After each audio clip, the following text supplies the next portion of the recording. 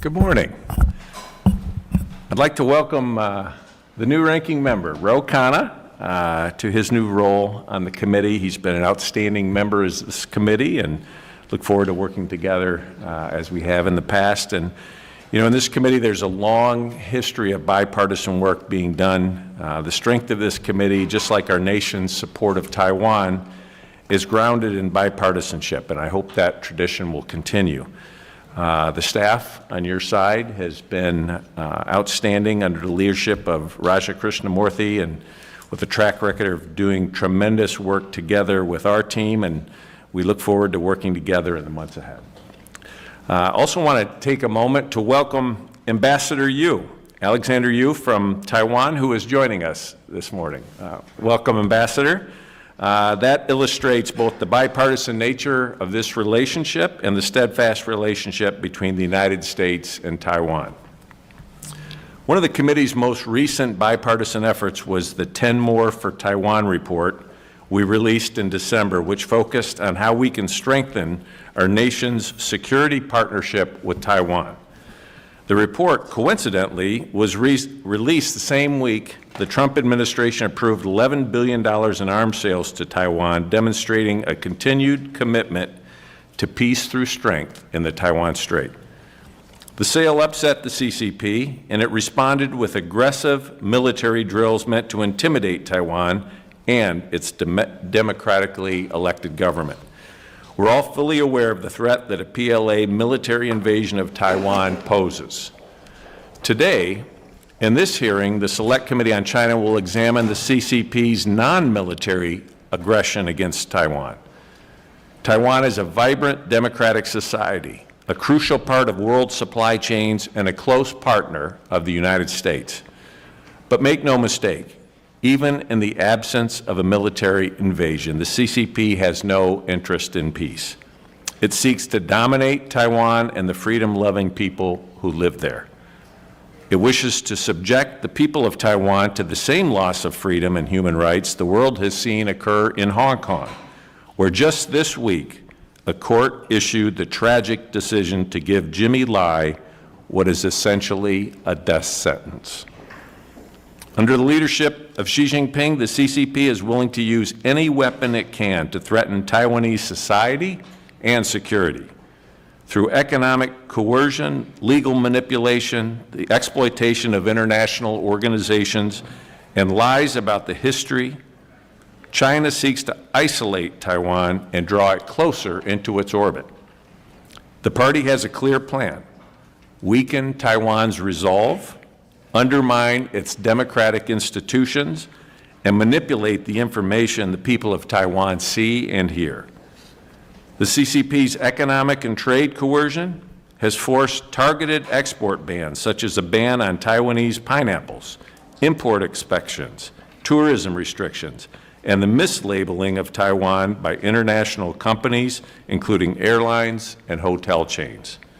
It launches millions of cyber attacks each day on the island. It co-opts local media and business leaders and deploys misinformation and deep fakes to target Taiwanese politicians and the island's sovereignty. The CCP even wants the world to believe that it has a historic tie to Taiwan, but never in history has the CCP ruled Taiwan. The CCP's gaslighting and gray zone tactics reflect a doctrine of incremental aggression. They destabilize Taiwan's democratic government and allow China to shift the balance of power without triggering formal war. If left unchecked, these tactics risk hollowing out the island's democracy long before a single PLA soldier ever sets foot on Taiwan. Now, as America prepares to mark its 250th anniversary next year, and Taiwan approaches 30 years since its first direct presidential election, our democracies remind the entire world of one crucial fact: democracy is not an accident. It's a choice, and one that is renewed by every generation. This shared commitment is exactly why Congress continues to strengthen its ties with Taiwan across every domain: diplomatically, economically, and with peace through strength. The coming years will be decisive in shaping Beijing's calculations. We cannot afford complacency, and our message must remain clear. America's commitment to peace, stability, and Taiwan's self-determination is bipartisan and unwavering. That's why Congress will act decisively alongside our allies to deter CCP coercion, defend democratic values, and ensure a free and open Indo-Pacific. And with that, I now recognize my friend, the ranking member, Raja Krishnamurthy, for his opening statement. Thank you.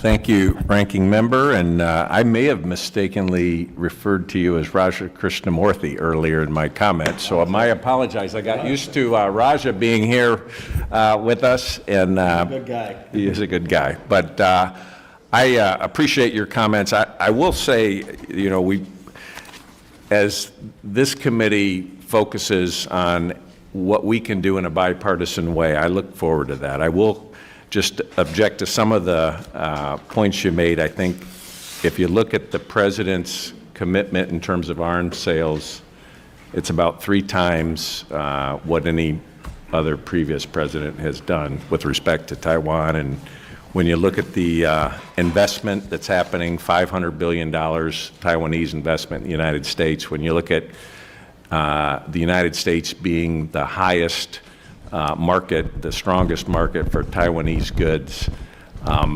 and a trade deal being negotiated with the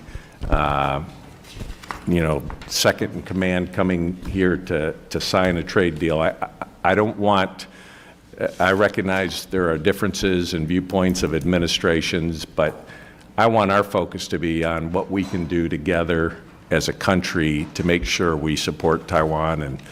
And with that, I'd like to just invite our witnesses. We've got a tremendous group of witnesses here today, and I want to introduce those. First, let me just start with Julian Koo, the Morris Dean Distinguished Professor of Constitutional Law at Hofstra University. Mr. Koo's scholarship focuses on the relationship between constitutional and international law. He's a leading expert on global lawfare and how the CCP works to exploit the international legal order to promote its own agenda and to silence and isolate Taiwan. We also have here today Ms. Shirley Khan, an independent specialist in Indo-Pacific security affairs. Ms. Khan is a senior adjunct fellow at the Pacific Forum, a founding member of the advisory board of the Global Taiwan Institute, and has served in government and in many roles, including here on the Hill with the Congressional Research Service and within the Defense Attaché Office at the U.S. Embassy in Beijing. She's a leading global expert on U.S. policy toward Taiwan. And finally, we have Dr. Mira Rapp-Hooper, a visiting senior fellow at the Brookings Institute. Dr. Rapp-Hooper most recently served as Senior Director for East Asia and Oceania on the National Security Council for President Joe Biden, where she helped shape the administration's Indo-Pacific strategy while managing key initiatives such as the Quad, the U.S.-Japan Trilateral, and other regional economic and security frameworks. I want to welcome all of our witnesses today and thank you for being here this morning. And Mr. Koo, you are now recognized for your opening remarks. Thank you, Mr. Chairman. Thank you, Mr. Ranking Member and members of this committee. I appreciate the opportunity to testify about the People's Republic of China's use of lawfare against Taiwan. My central point is this: the People's Republic of China is using law not merely to justify force, but to substitute for it. Through legal and quasi-legal means, Beijing is attempting to coerce Taiwan, its supporters, and even foreign nationals, even U.S. citizens, below the threshold of armed conflict. If U.S. policy focuses only on deterring invasion, it will miss how Beijing is already changing the status quo against Taiwan and in its favor. Lawfare is the strategic use of legal rules, institutions, and processes to achieve political and military objectives. While the term emerged in U.S. debates during the war on terrorism, it has long been incorporated into Chinese military doctrine. A defining feature of contemporary PRC lawfare is asymmetry. Beijing exploits the openness and independence of foreign legal systems like the United States, as well as international institutions, while remaining largely insulated from reciprocal legal pressure at home. This matters for Taiwan because PLA doctrine does not treat war and peace as binary states. Instead, it emphasizes continuous struggle across legal, political, economic, and psychological domains. Within that framework, lawfare is not merely preparatory to military action, it can be a substitute for it. If Beijing can constrain Taiwan's international participation, delegitimize its democratic institutions, intimidate its leadership in civil society, and deter foreign engagement through legal pressure, it can achieve its strategic objectives without firing a shot. Ignoring these tactics, because they are non-military, concedes a critical domain of competition. Most prominently, the PRC persistently mischaracterizes international law by claiming that UN General Assembly 2758 resolves the questions of Taiwan's sovereignty. In fact, as this Congress has recognized, the resolution addressed only which government would represent China at the United Nations. It did not determine Taiwan's international legal status. Nevertheless, through sustained legal pressure and other diplomatic campaigns, Beijing has induced UN bodies and affiliated organizations to treat Taiwan as, quote, a province of China, purely as a matter of administrative practice, but which has transformed a contested legal claim into a bureaucratic norm. Similarly, the PRC asserts that its One China principle is a binding rule of international law, which conflates diplomatic recognition with legal obligation, and it categorically rejects the applicability of the principle of self-determination to the people of Taiwan, claiming the people of Taiwan are not, quote, a people. PRC domestic law reinforces this strategy. Most recently, PRC authorities have expanded criminal liability for so-called Taiwan independence activities through judicial interpretations and policy documents. These measures criminalize mere political advocacy, including speech occurring entirely outside of the PRC, and explicitly asserts extraterritorial jurisdiction. These are not empty threats. PRC authorities have issued arrest warrants, wanted notices, and imposed sanctions against Taiwanese officials, political leaders, and online influencers for conduct occurring wholly outside of China. These actions serve classic lawfare functions. They intimidate civil society in Taiwan and delegitimize Taiwan's democratic leadership. PRC law also targets foreign nationals who support Taiwan or oppose China.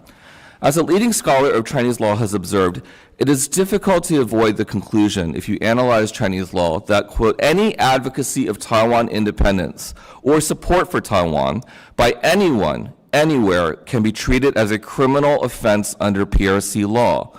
My comments just now could be a criminal offense under PRC law. Even if it's unenforceable, it can impose reputational and professional costs and chill lawful and necessary speech. I conclude with recommendations for how the U.S. can respond. First, the U.S. should reaffirm publicly and clearly that Taiwan's international legal status has not been resolved under international law, and that the PRC is mischaracterizing Resolution 2758. The U.S. should use this diplomatic pressure to ensure that international institutions stop referring to China as stop referring to Taiwan as a, quote, province of China, even if it's just for administrative purposes.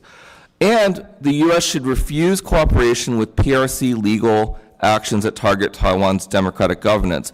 And even more importantly, it needs to work to push allies to refuse any cooperation with PRC law enforcement authorities.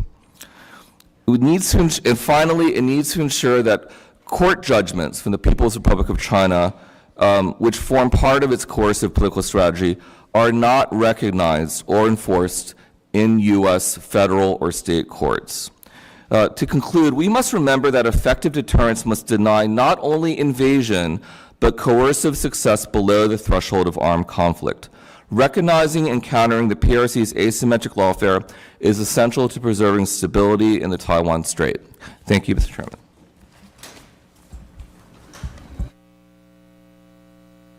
Ms. Khan, you may proceed. Thank you. My name is Shirley Khan, independent specialist who mainly worked for Congress at CRS. I'm very pleased to testify at this hearing today, partly because gaslighting is the term that I used in an article where I pointed out that the Communist Party of China, or CPC, has been gaslighting the world about Taiwan. Why is this important? This distortion of reality is political warfare. What is the bottom line up front? It is critical to counter this political warfare. This means showing Xi Jinping that his dream of national rejuvenation with its requirement to attack and annex Taiwan will become a nightmare. However, there are issues about the Trump administration and about Taiwan's opposition giving leverage to Xi Jinping. Deterrence focuses on the first island chain. However, the unspoken part of that is that a chain is only as strong as its weakest link. Another unspoken point is that China might try to coerce Taiwan and other countries, but that coercion is not very effective. Big and small countries have and can stand strong. However, the opposition parties in Taiwan, the KMT and the TPP, have been undermining deterrence. They have undermined and blocked President Lai's special budget in the legislature. The main opposition party, the Kuomintang, or KMT, even helps the CPC's propaganda on so-called national rejuvenation and its united front tactics. So I have a question, actually two questions for the KMT, the Kuomintang. Does KMT secretly stand for Kill Me in Taiwan? Is it the Kill Me in Taiwan party? 2, can the KMT meet a challenge to write its own national defense strategy? Now, I want to highlight the big lie that is more than just diplomatic annoyance. For years, Beijing's lawfare has been distorting UN General Assembly Resolution 2758. For years, I have called for the United States to just counter this fake news and just simply tell the truth. Resolution 2758 did not determine Taiwan's status as part of China. In fact, it is so egregious that the resolution doesn't even mention Taiwan. Now, China uses the U.S. warning of the PLA's possible attack in 2027. Palau's courageous President Whips has explained how China uses this warning by telling countries like Palau, now 2027 is coming soon, and soon you won't have a partner, and if you don't denounce Taiwan and join with us now, you'll be left out in the cold. Now still, Indo-PACOM Commander Paparo has emphasized that we should not fixate on the date of August 1st, 2027. Why? Because defense must be strong today, in 2027, and in 2028. Now, in this context, the congressional role is critical for oversight of the president and this attention to Taiwan. On decisions, there is global uncertainty about the president's policies from day to day. I want to highlight that the TRA does not permit the president to decide alone to deal with Taiwan. On arms sales, I am concerned that the president is going back to the broken process of so-called freezes in arms sales to Taiwan, so that they're all sent up to a congressional notification on one day, like what happened on December 17th, in one so-called package, instead of routine, regular notifications to Congress, as Congress is allowed to do. On strategies, the National Security Strategy does not cite the law of the land, the Taiwan Relations Act. The National Defense Strategy does not mention Taiwan or the TRA. In fact, the Pentagon's Undersecretary for Policy, Elbridge Colby, just spoke in late January, and he talked about a stable relationship with China.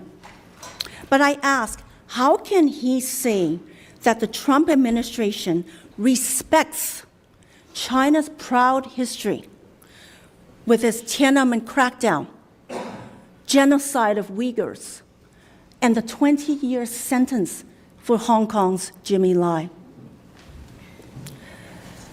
So in conclusion, I am confident that many in the United States urge the ruling and opposition parties to work on a bipartisan basis, just as our Congress works on a bipartisan basis, to protect the peace and prosperity of Taiwan, especially as we proactively prepare for the timeline looking towards 2027 and 2028. I don't have time in this opening statement to get into those details, but I'm happy to be here today. Thank you so much. Thank you, Ms. Khan. And Dr. Rapp Hooper, the floor is yours.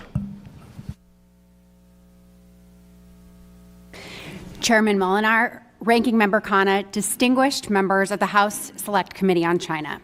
Thank you for including me in this important hearing today. Since its inception, this committee has played a critical role in providing bipartisan oversight and making recommendations that have strengthened U.S. policy towards China and in support of Taiwan. We are at the beginning of what could be the most consequential year in U.S.-China relations in recent history. The world is looking to the leadership of Congress and this committee to signal with resolve and clarity the bipartisan U.S. support for Taiwan that is necessary to maintain its status and its security. As I outline in my written testimony, the PRC's use of peacetime coercion against Taiwan is vastly increasing in scope and scale in the military, information, economic, and cyber domains. The PRC's purpose is clear: to demoralize the people on Taiwan so that they conclude that their status quo is untenable and they must submit to the PRC. But despite this unrelenting and accelerating pressure, the Taiwan people are resolved. They increasingly see themselves as Taiwanese, hold unfavorable views of the PRC, oppose unification with China, and strongly support the status quo. Efforts by the United States to rally like-minded partners to Taiwan's support have also paid off. Over the course of the Biden administration, my colleagues and I worked energetically to ensure that American allies from the Indo-Pacific to Europe understood the stakes of a potential Taiwan contingency and were increasingly willing to assume risk to support Taiwan and the status quo.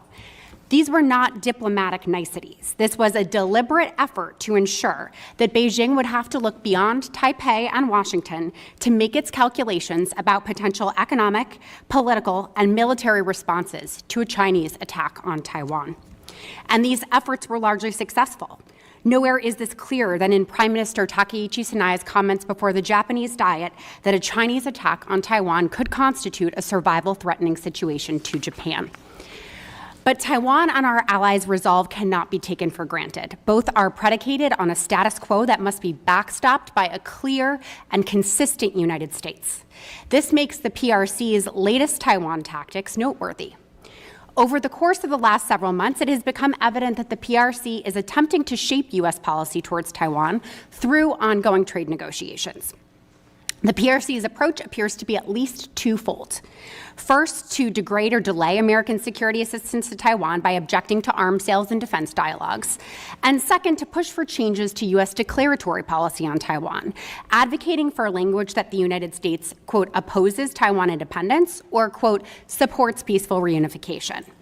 The intent may be to ask for policy changes so specific that they do not trip a strong reaction from Congress or from the American public. But at a time when Taiwan is demonstrating a renewed commitment to its own defense and resilience, such a setback could not only demoralize the people on Taiwan, but drain political support from these vital efforts when there is absolutely no time to waste. In the coming weeks, the Congress, with the leadership of this committee, can take decisive action to demonstrate that American policy towards Taiwan remains strong, bipartisan, and consistent. In my written testimony, I share 8 policy recommendations, and will summarize just a few of them here.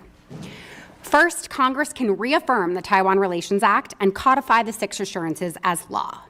Congress should disabuse the PRC's attempt to connect Taiwan to trade talks on a bipartisan and bicameral basis, and should pass a resolution reaffirming overwhelming support for the TRA and passing the 6 Assurances Act into law. Second, and relatedly, Congress should also codify the other essential elements of our Taiwan policy to limit the PRC's ability to reinterpret or relitigate these aspects of our policy. A single resolution, for example, could list out all of the essential elements, including our One China policy, the TRA, 6 Assurances, Taiwan Travel Act, support for peace and stability in the Strait, opposition to unilateral changes to the status quo, and belief that Taiwan's future should be determined peacefully and consistent with the wishes of the Taiwan people. This could serve as a basis for combating PRC disinformation and would reduce doubt in Taipei and other capitals that the PRC may be able to shape U.S. policy. Third, Congress must strengthen Taiwan's ability to resist gray zone coercion given the onslaught of diversifying PRC tactics. This committee can work with the administration to prioritize area for gray zone support and insert a provision into the next NDAA that mandates a strategy for immediate execution. Fourth, Congress should relatedly advance strategic support to Taiwan's presidential election in 2028 and press the administration to support local elections in 2026. Fifth, Congress can ensure that extreme PRC behavior does not become the routine by working with the executive to release statements and hold hearings every time the PRC undertakes a large-scale military exercise that surrounds Taiwan or begins an economic pressure campaign against an ally like Japan using Taiwan as pretext. Sixth and finally, Congress should keep Taiwan's most powerful partners mobilized by asking the administration to report on a classified basis its efforts with all Indo-Pacific and European allies on all issues related to Taiwan. A stronger and more resilient Taiwan requires accelerated efforts to strengthen conventional deterrence as well as to respond to the PRC's daily accelerating use of peacetime coercion. But in this moment, Taiwan's security also requires a unified and unmistakable message from the U.S. Congress. The long-standing bipartisan U.S. support for Taiwan endures. I look forward to answering your questions. Thank you very much to all of our witnesses for their opening testimony. And I'd like to now move to questions. And I'd like to start with a few. Ms. Khan, how is China attempting to distort history to limit Taiwan's relationship with the United States and other countries? And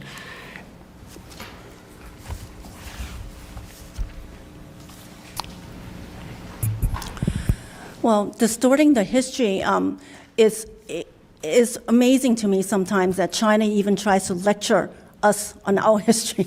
I mean, that's how egregious it can be, almost to the point of, well, you had your civil war. But if you use that analogy, well, then the communists were the real rebels. And, it was Taiwan, the Republic of China, that is the nationalist government. So they've flipped it around. So that's one. We need to know our own history and not let China distort our history for us, which is pretty egregious. The second thing is this constant refrain of, China has suffered this 100 years of humiliation. Well, we also need to know our own history, that we were not part of that, and that, in fact, the United States was part of building up a reformist Republican China. And we worked very, very hard indeed to even have scholarships for people from China over 100 years ago. And so Ms. Tokuda also knows that it was in Honolulu that the founding father of the Republic of China, that's where he studied when he was young in her great state. So we have actually a very, very strong relationship with China in terms of a reformist and democratic China. thank you. And I wonder if each of you could give me your impression, because one of the things that has come up in the national defense strategy was that Taiwan was not mentioned by name. How important is that? I know that in the strategy it emphasizes preventing any nation, including China, from dominating the first island chain, and that being central to protecting U.S. allies, partners, and freedom of maneuver in the Western Pacific. Do you think there needs to be more clarity when it comes to external communications on this? Yeah, whoever would like to start. Mr. Koo, maybe start with you and then go right down the... I think clarity is usually good. Sometimes it's not necessary, and I think one thing that we sometimes have a problem with is clarity without being backed up with action. So I think in this case, whether you mention Taiwan, if you're focused on defending the first island chain, I think that could be, what you need to do, and that's fine. I think if you didn't mention Taiwan because you're afraid of offending China, which I think is a suspicion, that would be bad, right? So I think it's hard for me to read the tea leaves on what happened here.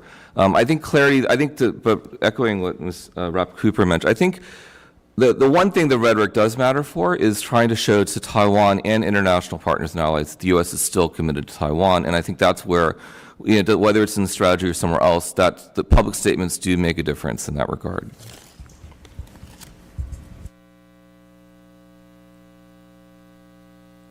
Yes, thank you. So I have more details in my testimony. The national security strategy emphasizes that deterring a conflict over Taiwan is a priority. So that is an important point that's still in the national security strategy. The problem is it doesn't say deterring against whom. So, it does not cite China as threatening that conflict that we need to deter.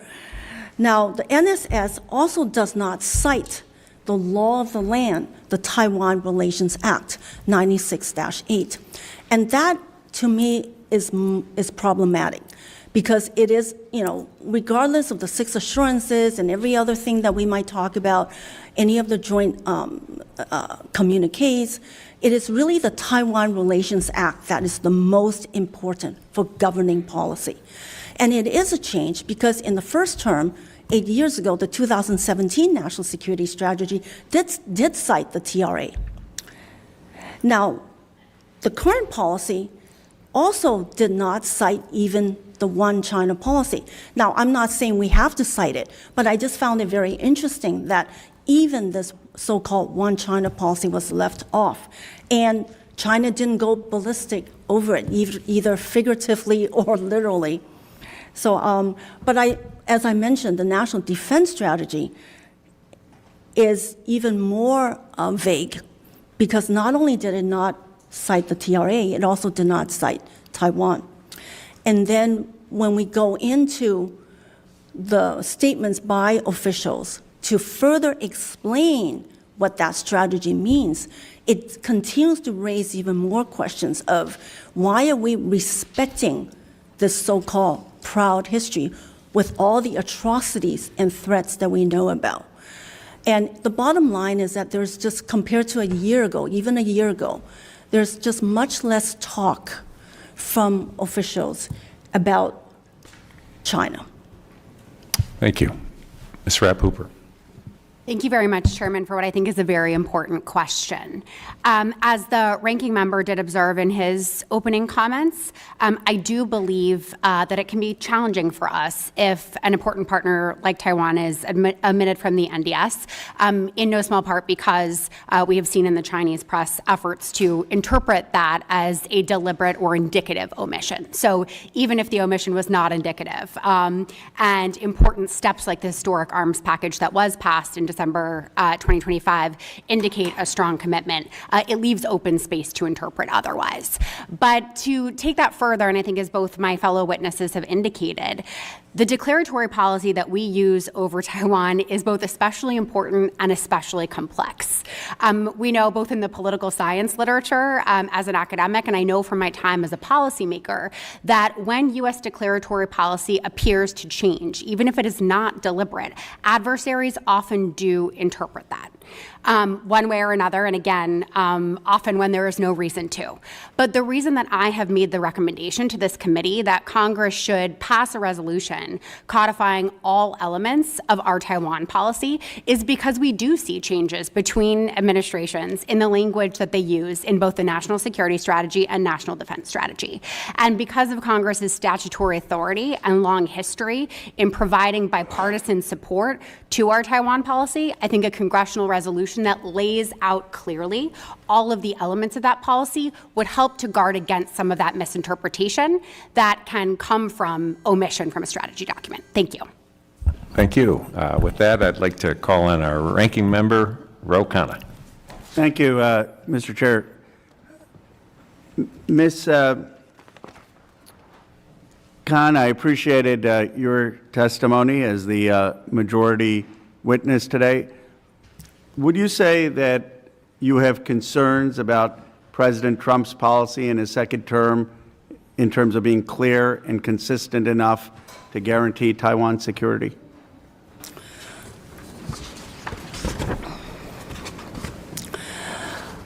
As I mentioned, one question has been about the uncertainty of his policies from day to day, whether the disruptions are welcome or not. So is he a statesman, or is he a peacemaker, or is he a madman?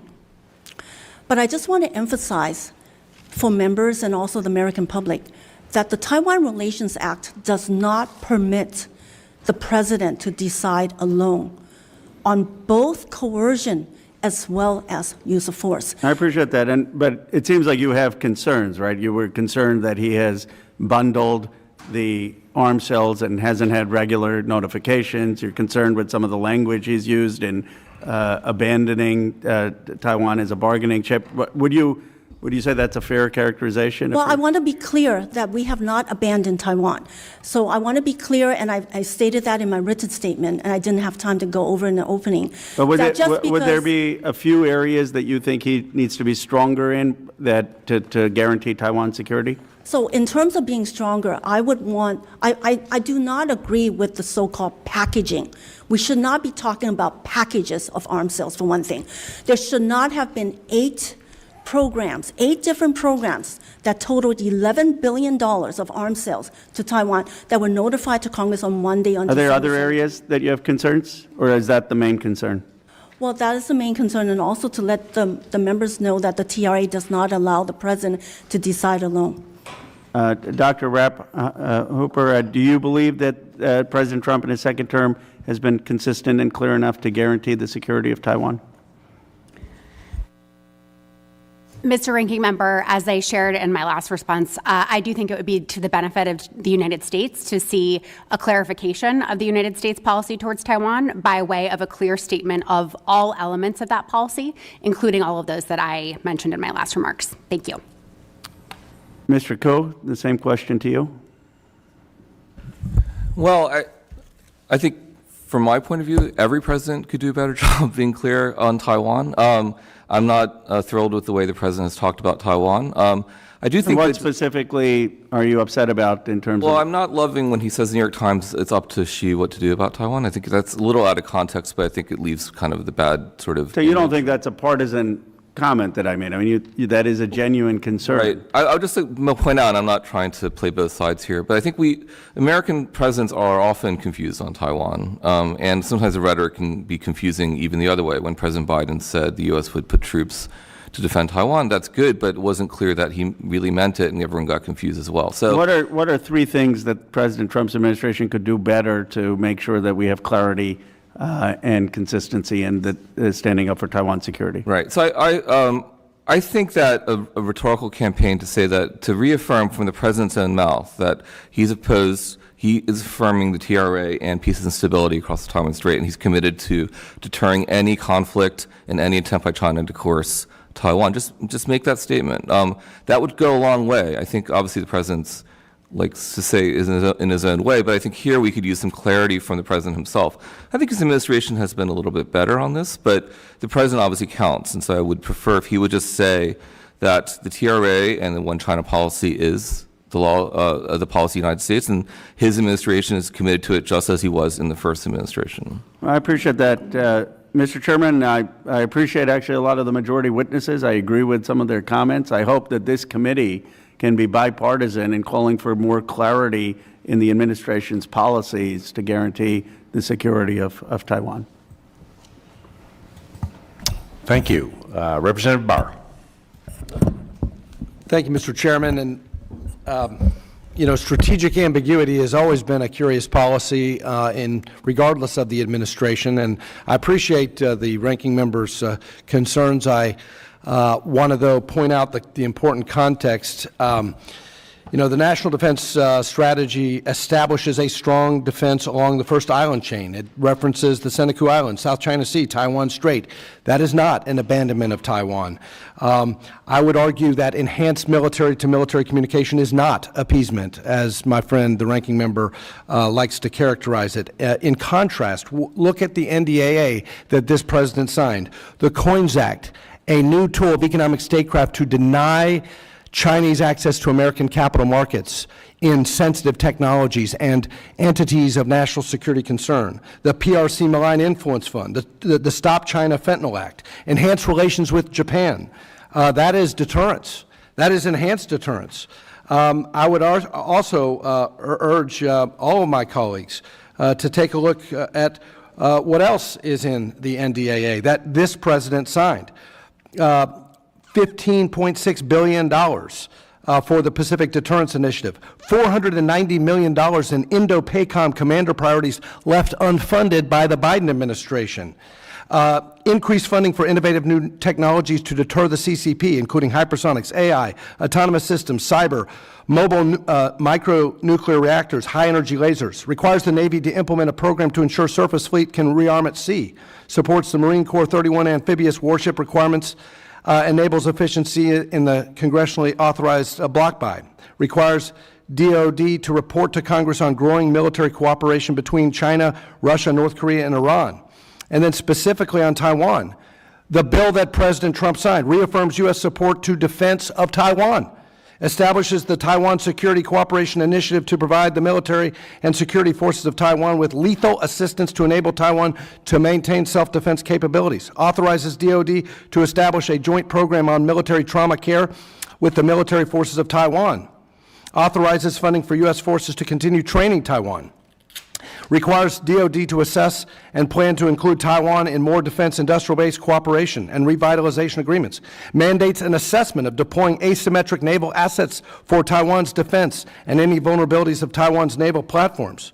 By the way, the focus on the Western Hemisphere and the National Defense Strategy, not ignoring China, focusing on Greenland, focusing on the Golden Dome, that is deterrence of China, focusing on getting China out of Panama, and reestablishing strong American presence in Panama, very pro-deterrence. Getting rid of Maduro in Venezuela, where China had a base of operation in the Western Hemisphere, not a lack of deterrence, very pro-deterrence. So I just think there needs to be some context. I do appreciate the testimony that Congress might consider reaffirming the Taiwan Relations Act. And I think that's a good idea. The Six Assurances to Taiwan Act is not a bad idea. Now, quickly to a question.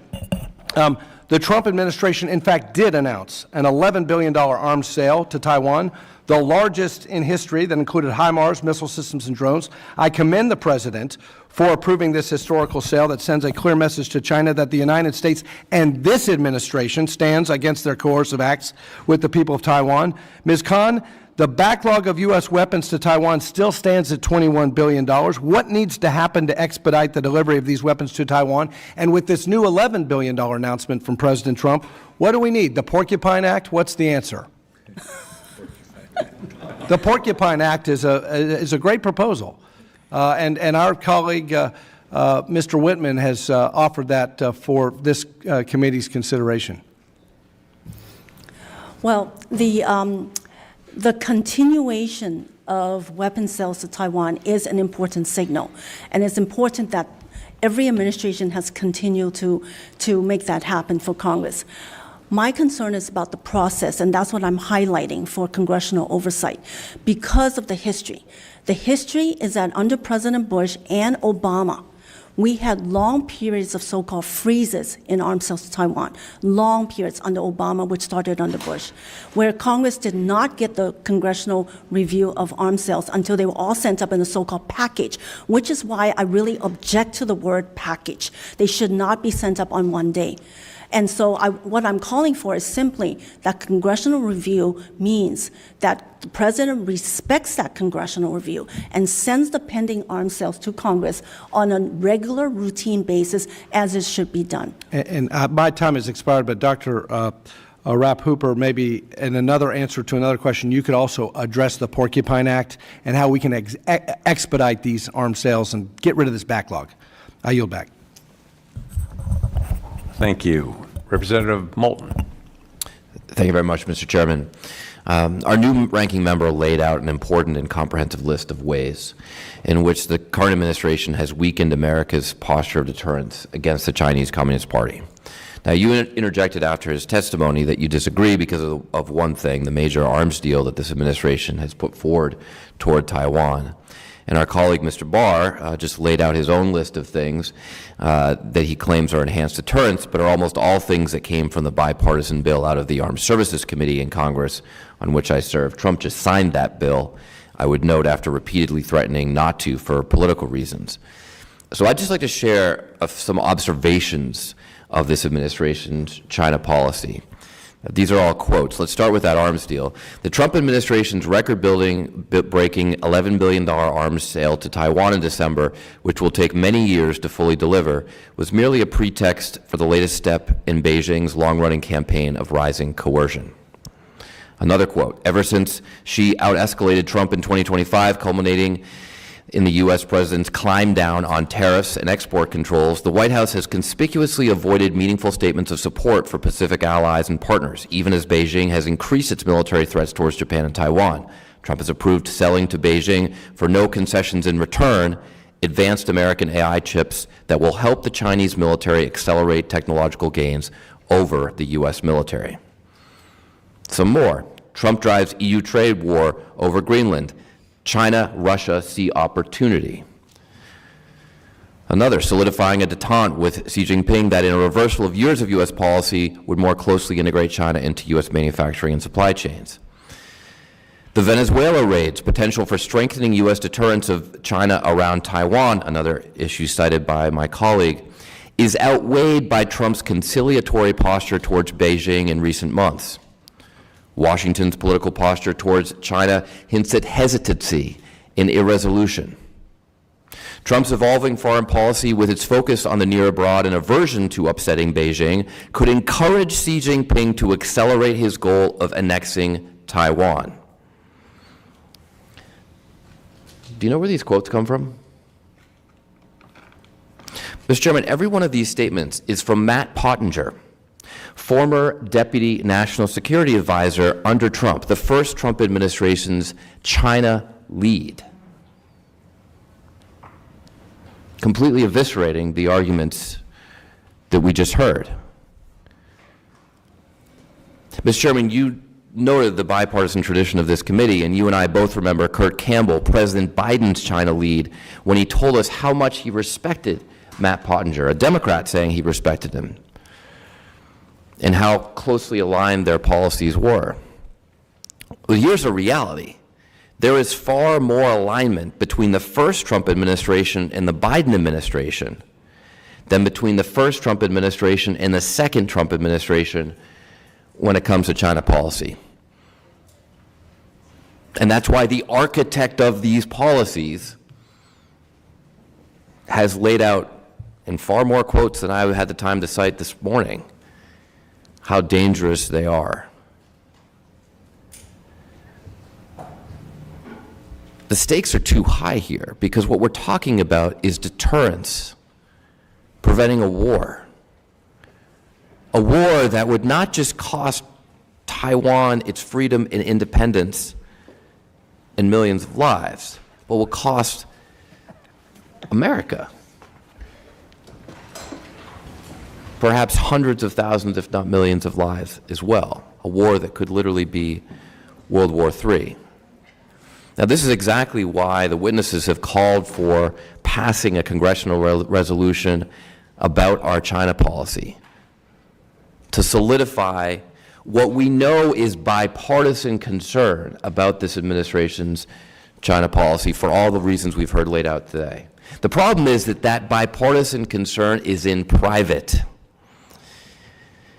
It's our committee's responsibility to make it public. That's our constitutional duty, to serve as a check and balance on the administration, not a mouthpiece for it. So I hope we can do that, and I hope we can come together in an honest, forthright, bipartisan way to support strengthening our posture of deterrence towards China and strengthening the alliance between Taiwan and the United States of America. I yield back. Thank you. Representative Jimenez.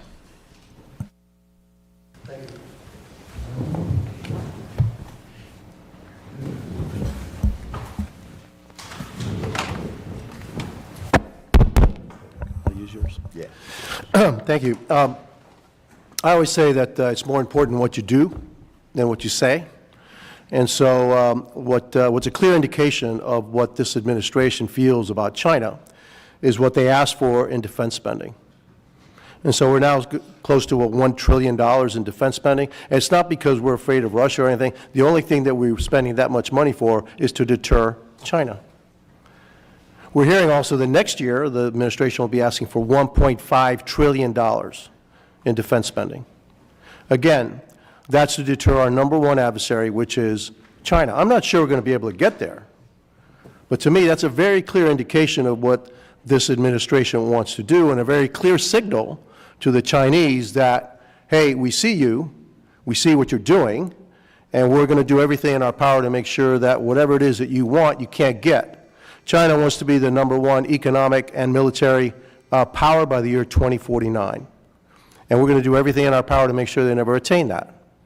And so again, I know a lot of people here, you know, he said this, they said that. Again, I only care about what you do, because that's the clearest indication of what you want. And that's a very clear indication to me that this administration takes China very, very seriously, like we do. We take China very, very seriously. And so when the administration asks for $1.5 trillion, most of us are here in this committee will say, okay, we understand. I'm not sure we're going to get there, okay, but we do understand. So one thing also my colleague said is that China's, our policy towards China and Taiwan has been strategic ambiguity. You look, I think if you look up the word ambiguity, means that you don't know what it is. Okay, so we want a one China, but we also want a separate Taiwan, but sometimes we do and sometimes we don't. And so people want clarity, except that for decades, through many administrations, our China policy has been strategic ambiguity. And so that the president or any president makes ambiguous statements, it actually follows the strategic ambiguity policy of the United States. Actually, President Biden, when he was in office, he said that he would defend Taiwan. He said it like 6 times. He would defend Taiwan. It actually violates strategic ambiguity policy. But he said it, and then he walked it back after he said it. And so, again, you know, for those on the other side of the aisle, that's been our policy for a long time. We're going back to lawfare now, which is, I think, what this is all about. Mr. Koo, do you have a specific example of when the United States sided with the CCP over Taiwan, over a specific issue that you were talking about?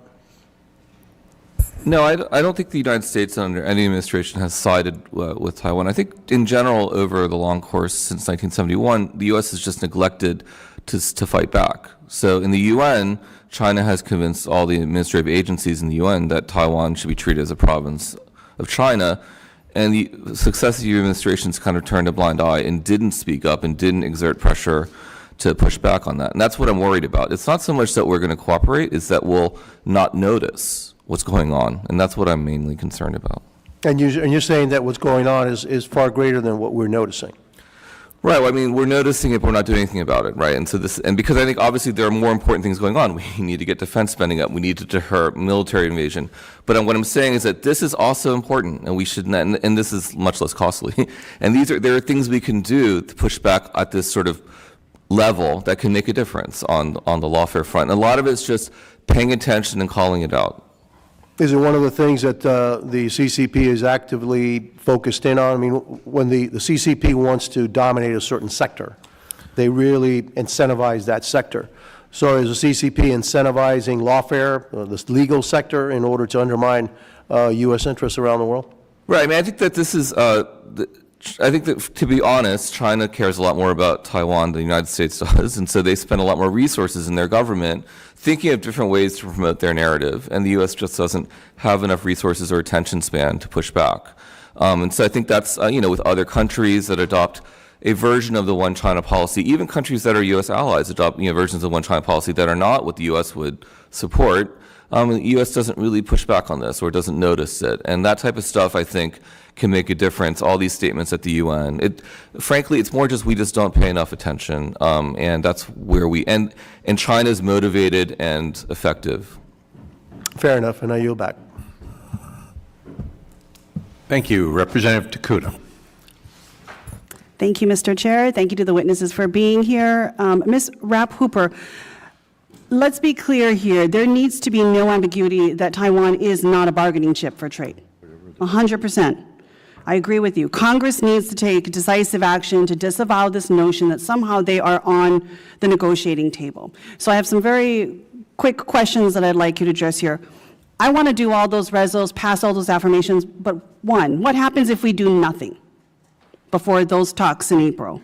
Two, when those talks happen, if we have failed to do anything, what key signals should we be looking for? What should we be concerned about in terms of the verbiage, the language, the decisions coming out of it? And three, as it relates to Taiwan, what would be the best possible outcome from these negotiations? What do we need to push for in terms of what comes out of these trade talks as it relates to the security and the sovereignty of Taiwan?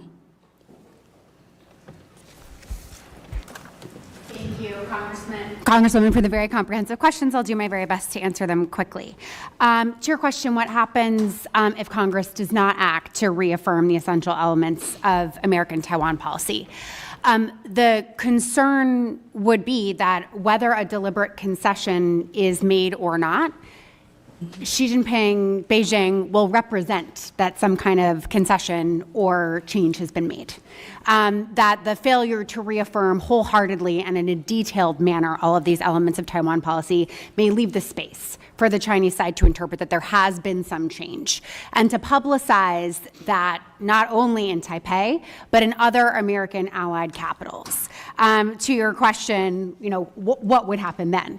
That could potentially erode the credibility of American commitments, not only to Taiwan, but in other allied capitals. A perception that the United States was willing to change its policy, even if it had not made deliberate concessions, even if these were simply misinterpretations or relitigations by the CCP, could substantially damage American credibility in allied capitals around the world. What would be the key signals that we would be looking for? We would be looking for, I think most likely, statements from the Chinese government through Chinese official media or other sources after a meeting that there had been some kind of change, some kind of concession or some kind of understanding reached between the United States and China. The Chinese government might try to represent that there was some sort of so-called G2 arrangement, a great power condominium. This is a phrase that our allies around the world really fear because it implies that the United States and China are making arrangements without other allies present that may fundamentally affect their fates. And that type of verbiage would lead to the erosion of credibility that I discuss here. And finally, what is the best possible outcome? The best possible outcome is the continuation of the status quo with intense focus by this committee and this Congress to increasing its support for Taiwan in the months and years ahead.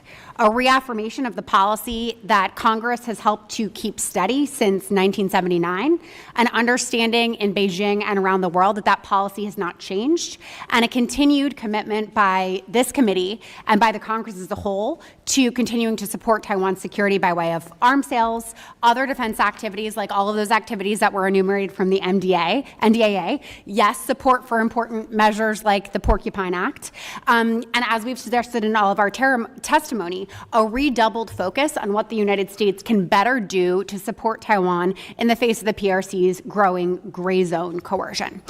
So what I would like to see, and I think what we would all like to see, is Congress being able to keep us on this track that you've helped Definitely, Mr. Chair, hopefully we can work on some kind of resolution to really affirm our position. Thank you for that answer. Not sure if I can get an answer to this, but I did want to mention the fact or ask the question, if we are actually prepared for the kind of hybrid campaign or war without harm that China is already conducting. As Ms. Kam noted, China doesn't differentiate between peacetime or wartime. They're in a constant state of focusing on reunification. And I feel like we're playing checkers and they're 3D chessing us, because our approach to Taiwan is a kinetic war situation, defense spend.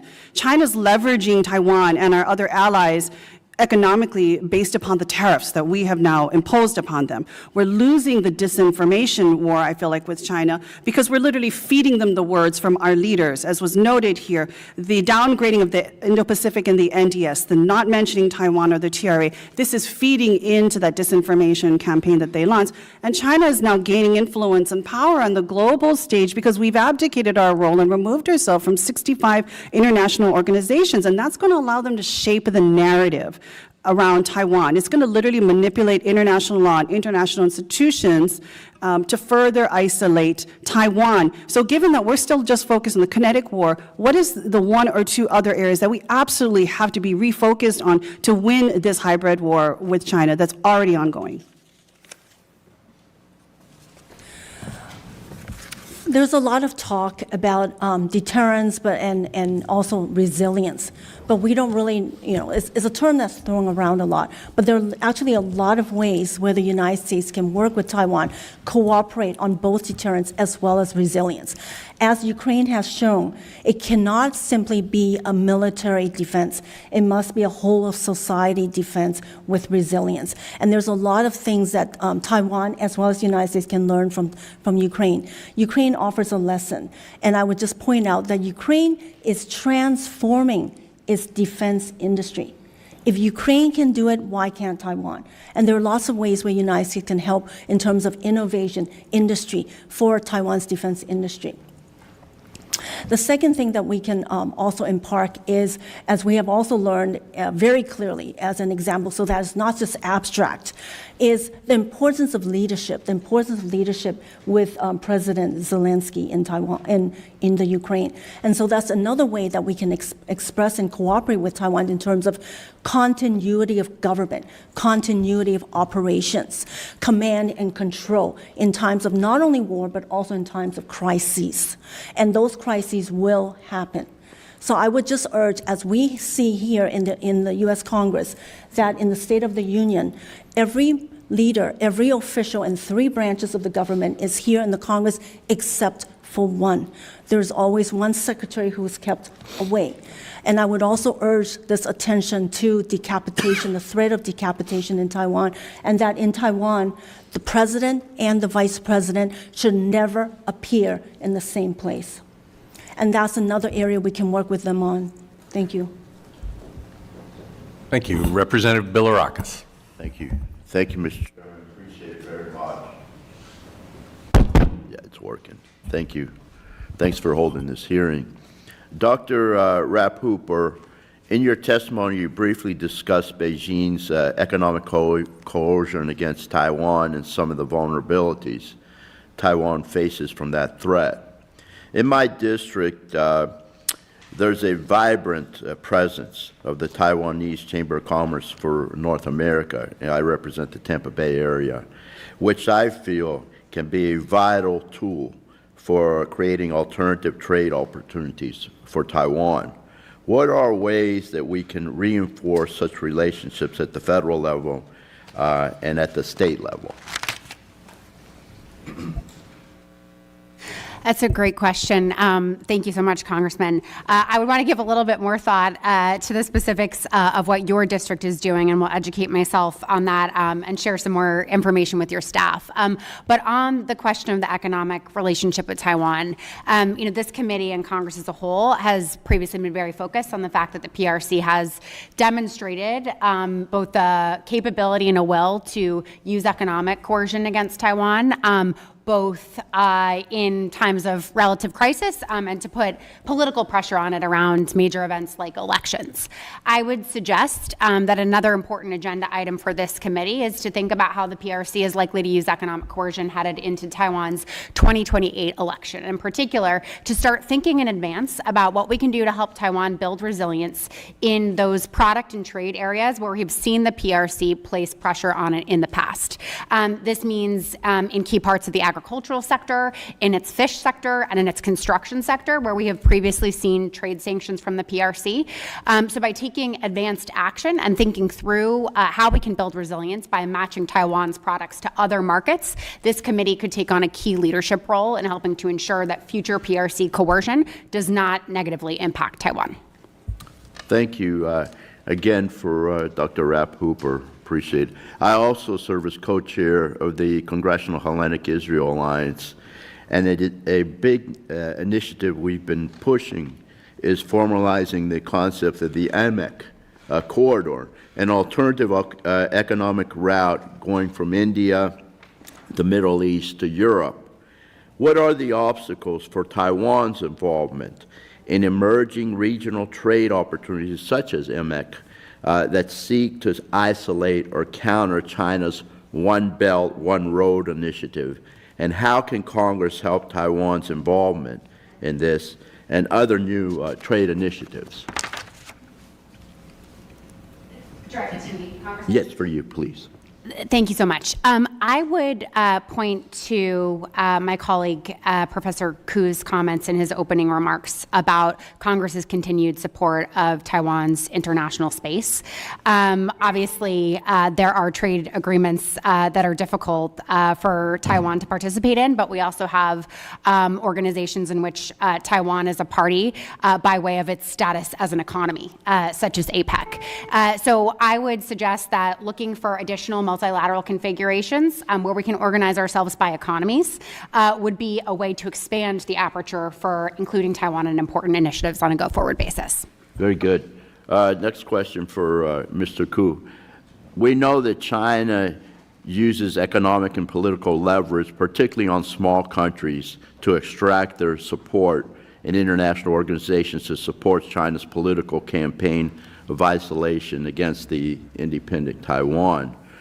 Besides the United States and its allies trying to encourage these international organizations directly, what are efforts the United States can do to better combat China's influence more at the root level? Question for you, yeah. The what level? At the root level, you mean? Yes. Yes. So I guess I'll just reiterate what I was saying. I think part of the problem is that the U.S. government is gigantic, but sometimes not focused, right? So I think if we had focus within our system that international organizations really do matter, that we are currently engaged in a push at the UN and other international institutions to reform the UN. And part of the way we should reform the UN is demand accountability for these kinds of bureaucratic norms that end up this is not even of small states pushing it. It's just like someone in the bureaucracy made the decision and no one paid attention, and all of a sudden Taiwan's a province. I think this type of thing where if we had more attention, we had someone in the U.S. government who's calling it out and paying attention to this, and the State Department would push back. We could make a real difference in many international institutions if we just paid more attention. Very good. Thank you. I yield back, Mr. Chairman. Thank you. Representative Castor. Thank you, Mr. Chairman. Thank you for calling this hearing. Thank you to our witnesses for sharing your expertise on the CCP's incessant threats and coercion to Taiwan, but to the U.S. and freedom-loving people everywhere. It is very important that this committee and all of us continue to shine a light on the CCP's strategy, that their strategy is not just military, it's also economic, it's cyber, it's lawfare. And I think this committee and the past administrations have done a good job rallying support across the globe from our allies and partners in the Indo-PACOM area of concern, but all of the allies when it came to economic pushback on how China cheats and steals. And that's why I am so concerned right now that the Trump administration has lost that focus, that people now look at the U.S. and say, oh, they're taking a much weaker stance to counter the CCP. Everything the president does is transactional, it's unpredictable, and what that translates into is a lot of uncertainty for Taiwan at a terrible time. the president's undermining our partnerships, our allies. It wasn't that long ago that we were all working in cooperation with Japan, with Australia, with India, with the EU and others to counter what China is doing. And I just think, as you said, Ms. Khan, it's giving leverage to Xi Jinping. For example, Dr. Hooper, take, for instance, Japanese Prime Minister Sana Takachi's recent sentiment that a Chinese attack on Taiwan may also serve as a threat to Japan. In response, President Trump told her to stop provoking China. What kind of signal does that send to an ally like Japan? Congresswoman, thank you for your question. And needless to say, I strongly agree with the importance of allies both in the Indo-Pacific and in Europe in sending clear and consistent signals about our mutual support for Taiwan. What our Japanese friends have faced in the last several months has been very distressing, and I thank you for calling attention to it. When Prime Minister Takaichi made her comments before the Japanese Diet in November, she was articulating a position that was consistent with that of past prime ministers, but was nonetheless a little bit more frank and candid than what others had been willing to say in the past. And as I mentioned in my testimony, I believe that this was a sign of strength of the U.S.-Japan alliance, that she felt comfortable enough to say that in front of the Diet, because Japan really has stepped up in considerable ways on issues related to Taiwan in recent years. In the last few months, Japan has become subject to tourism bans, student travel bans, various forms of economic coercion, including potentially critical minerals bans, and is watching closely to see if the PRC will escalate further. To her credit, Prime Minister Takaichi has stood resolved in the face of this ongoing coercion from the PRC, and one only need look at her recent election returns to know that she's never been more popular, in part as a result of what the PRC has done. But there is no question that in a moment like this, whether it's Japan or any other ally, the United States must stand beside an ally that is blatantly being coerced by the blatantly being coerced by the People's Republic of China, reaffirm the United States' unwavering commitment in the alliance, and use measures not only through our treaties, but mechanisms like the G7 to provide support for Japan, particularly if the PRC's coercion continues to be ongoing. Congress can play an important role, perhaps inviting Prime Minister Takaichi when she visits the United States in March to see President Trump, in reaffirming not only our alliance commitments, but our support to Japanese economic vitality in the face of PRC coercive threats. Thanks. And the other side of the coin, what signal did that send to Xi Jinping? I believe that Xi Jinping was seeking to drive a wedge into the U.S.-Japan alliance through his coercion of Prime Minister Takaichi on the question of Japan. He was seeking to demonstrate that he could pry us apart, the United States and Japan, on this question. And clearly, when Trump says stop provoking China, that would embolden Xi Jinping. I can't speak to the nature of a private phone call between two leaders, which I imagine is what the reference is. But indeed, it is incredibly important for the United States to reaffirm its support for Japan. Thank you. Thank you. I yield back my time. Thank you. Representative Nutt.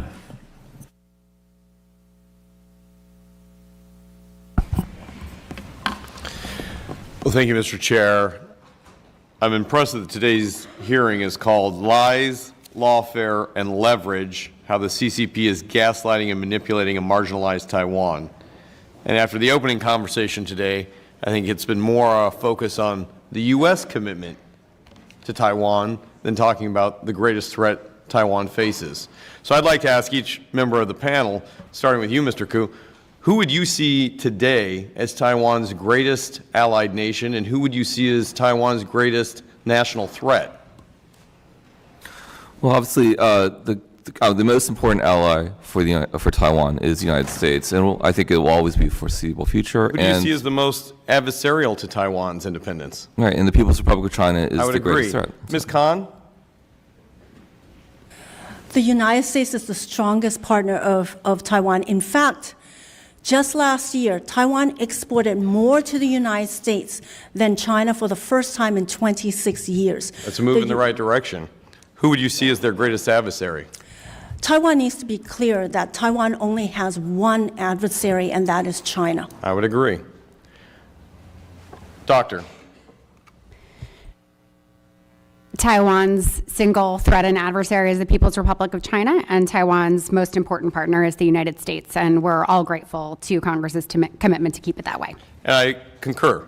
Congress helped forge this alliance, and it is an alliance that Congress must help continue to move forward on behalf of not just two great countries, but on behalf of a shared history of both the American and Taiwanese people. When the CCP has the ability to challenge Taiwan, it's not just in the kinetic space, it's in the non-kinetic space. When I served in the U.S. Air Force and flew operations and took action here, we saw directly what the Chinese were capable of, and it wasn't just what they could fly against us, it's how they operated from everything from the internet to communications. In one such event, we ran a counter-information operation against the Chinese, where the Chinese specifically targeted Taiwanese pineapple growers. They did it on the verge of an election. The entire intent was to punish ag producers in Taiwan in the lead up to prefecture elections. And they sanctioned those same growers, and as a result, guess what happened? Local elected leaders found themselves only winning if they were in support of mainland China. This is a threat that means China has the capability right now to take Taiwan without even a shot being fired. Dr. Rapp-Hooper, you talked about the economic side of this. Is the Taiwanese pineapple farmer an anomaly or a reality? Congressman, thanks for the question. I think what you're pointing to is something very significant indeed, and that is the PRC's ability not only to use economic coercion against Taiwan, but to use it on a targeted basis. In several election rounds running, we've seen the PRC target districts that were DPP strongholds, as you're indicating, with the intent of throwing support to the KMT. That's not only economic coercion, it's election interference, right? So we should help Taiwan to fashion strategies against that. And in part because Taiwan is extremely dependent on its agricultural exports, I fear that threat to Taiwan is a reality. Absolutely agree. But one factual basis on which I will state a small quibble, and that is the fact that the PRC has the ability to take Taiwan right now without firing a shot. I actually think that what we see is public opinion on Taiwan that has been remarkably resilient, that understands the Chinese threat against Taiwan and against Taiwan's economy, that does not wish to submit to the PRC, that wants the United States to remain a strong and enduring partner, and that wants more partnerships to help support it as well. So I think our mandate is to support the resolve of the Taiwan people, Totally as well agree. as our partnership with Taipei. With the time I have remaining, I would agree with you on this. I want to keep it in that boat. It's you. one of the reasons that we've led on specifically my bill, H.R. 4860, the U.S.-Taiwan Defense Innovation Effort, so that we don't have to engage in a kinetic war. We can do this on the tech level to prevent it from even getting to that point. This bill would drive forward coordination on artificial intelligence, ISR technologies, and counter CCP maligned influence. It also builds on an amendment that we already had passed my leadership on the NDAA to get a forward operating base for the Defense Innovation Unit, one of America's premier commercial sector, private partner, and defense sectors to be led. Last year, we worked in a bipartisan way to increase DIU's funding to nearly $1 billion. And let me make sure my quote here is correct, a 563% increase, providing frontline assistance here. Ms. Khan, I know you've worked in this area as well. With my few seconds remaining here, would this help with shared technology as we lead a bipartisan delegation to Taiwan this April? The talk about defense innovation is critical, and it's critical for the United States with leadership such as yours to show Taiwan that the fast-changing technology in the world today is what Taiwan's opposition parties cannot ignore. And that's why they need to support the increase in defense spending, because there are military-industrial collaborations. Thank you very much. I yield my time. Thank you. Representative Stanton. Thank you very much, Chairman. Representative Nunn, sounds like a good bill. Look forward to looking into that one. Thank you to our chair and ranking member for holding this important hearing. Thank you for the witnesses for being here today. Taiwan security is directly tied to stability in the broader Indo-Pacific and our own national security. Taiwan's importance to U.S. strategic interests is partly a matter of geography. Taiwan is at the center of a network of critical waterways and U.S. partners, and as the administration's national defense strategy makes clear, maintaining a strong denial defense along the first island chain is essential. Taiwan plays a vital role in that defense, and as the chairman has pointed out in his questions, Taiwan's importance is also economic. Produces approximately 60% of the world's semiconductor and manufactures some of the most cutting-edge chips necessary for everyday consumer devices and high-tech defense systems. Taiwan has brought these capabilities to the United States, supported by incentives from the Bipartisan Chips and Science Act. TSMC, the Taiwan Semiconductor Manufacturing Company, has pledged to invest well over $165 billion in my home state of Arizona, the largest single foreign direct investment in U.S. history. They have already broken ground on 3 fabrication facilities poised to produce some of the most advanced chips in the world, chips that will drive century-defining technologies like artificial intelligence and help ensure that American defense systems remain the most advanced on planet Earth. The strong economic ties between our two nations have been a boon to Arizona's economy and to American national security, but preserving those ties requires a sound foreign policy. The Chinese Communist Party has shown a growing willingness to use economic coercion, tactics like targeted tariffs, boycotts of Taiwanese goods, and tax investigations into Taiwanese companies to isolate Taiwan internationally. And the PRC's goals are global. Chairman Molinar led a congressional delegation to Latin America early this year, including to Guatemala, one of Taiwan's remaining diplomatic partners in the region. Guatemala has faced significant CCP economic coercion, including a ban on agricultural imports, following a call between the Guatemalan and Taiwanese presidents.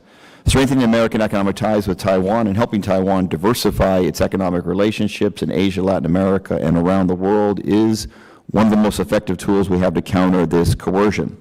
Dr. Rapp Hooper, how exposed is Taiwan to PRC economic coercion, and to what extent are Taiwan, the United States, and U.S. allies prepared for any escalation of PRC coercion scenarios? Thank you very much, Congressman. Taiwan is extremely exposed to threats of economic coercion, as you indicate, threats of diplomatic coercion, that is, ongoing threats to try to pick off Taiwan's remaining allies, and these two things often go together. The PRC will often try to turn Taiwan's diplomatic allies through threats of economic coercion or threats of economic inducement. And we've seen that both in Latin America and in the Pacific Islands playing out in a very systematic way. While I think it is extremely fair to assume, as I've written in my testimony, that Taiwan will face continued campaigns that include economic coercion, in particular during its election cycles, we are not nearly as prepared as we could be or should be to help Taiwan weather that coercion. I'll say, both as an academic and as a former public servant, that it is very hard to develop counter-economic coercion strategies in advance.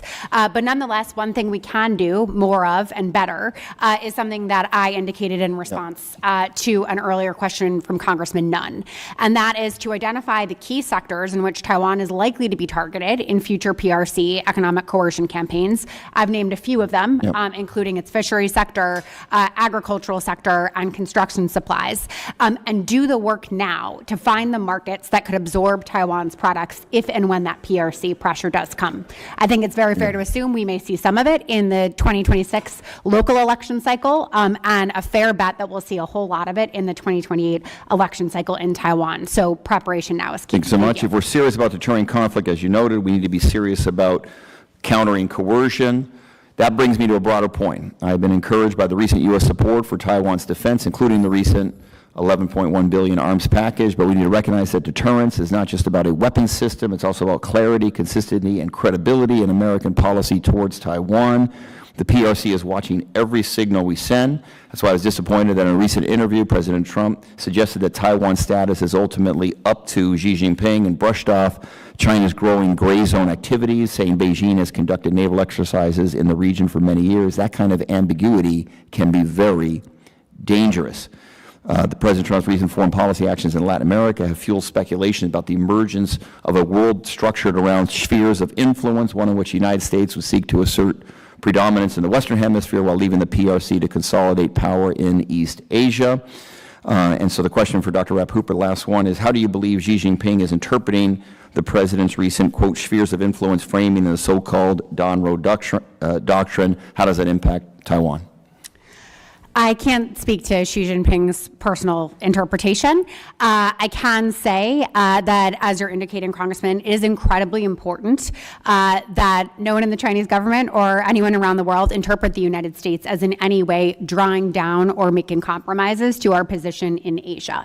It is perfectly possible for us to place a strong emphasis on security and stability in the Western Hemisphere while maintaining and indeed increasing our commitments within the First Island chain, as you have indicated that we need to do.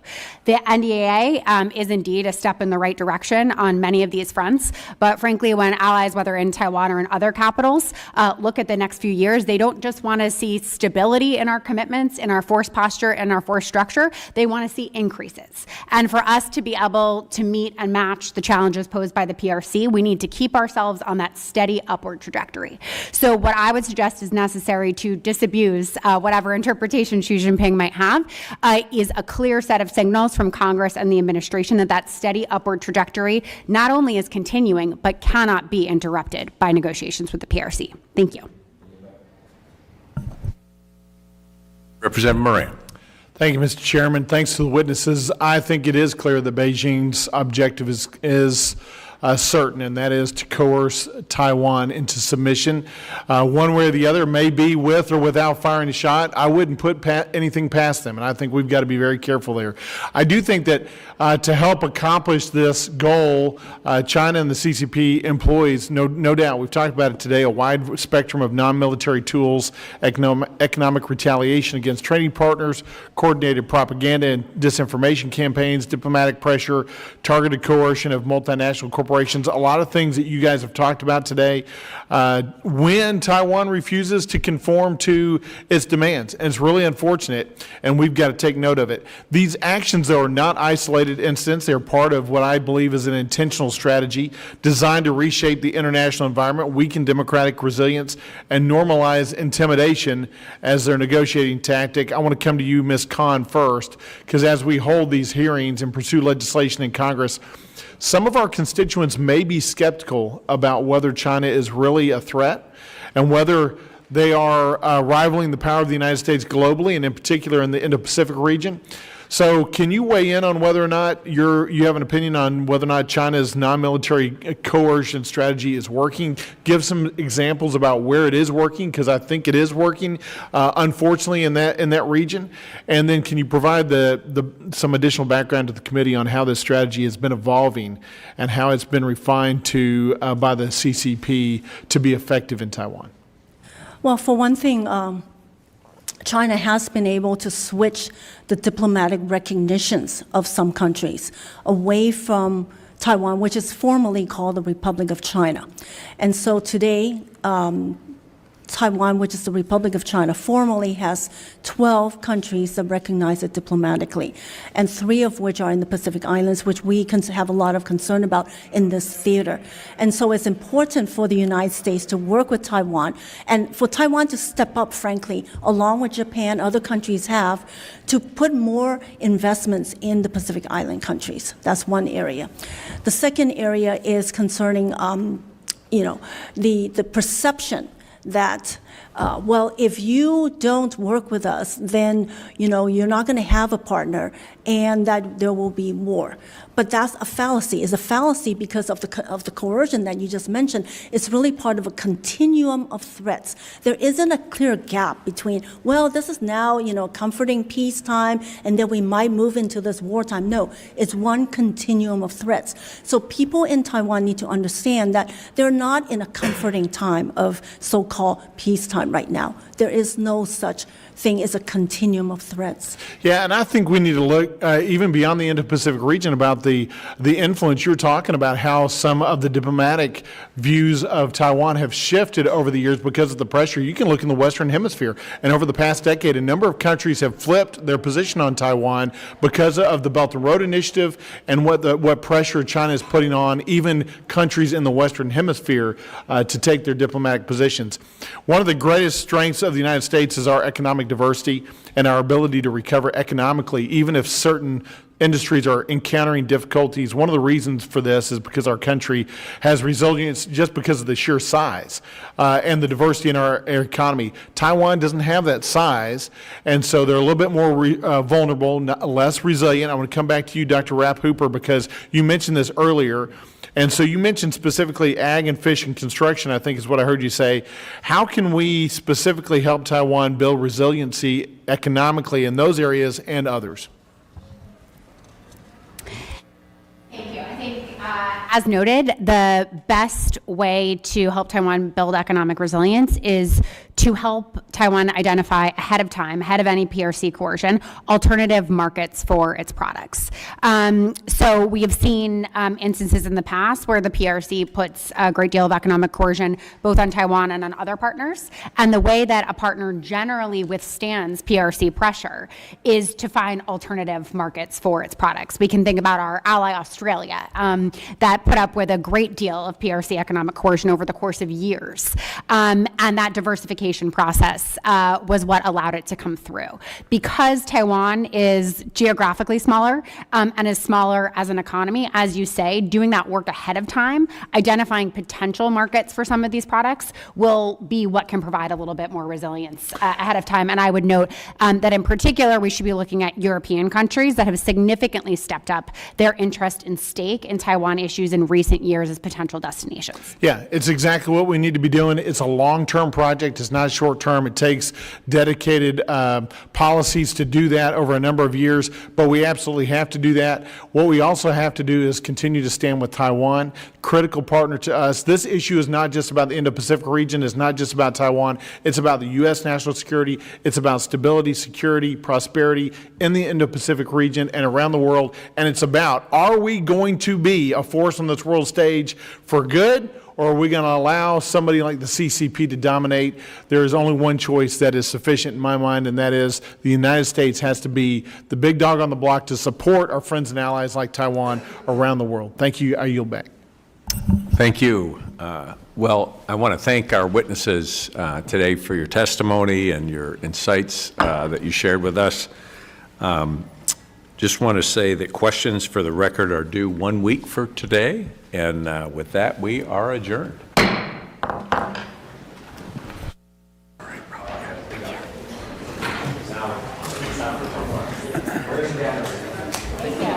Great job. I've experienced it at answering hard questions. Pressure in a political context. It's not your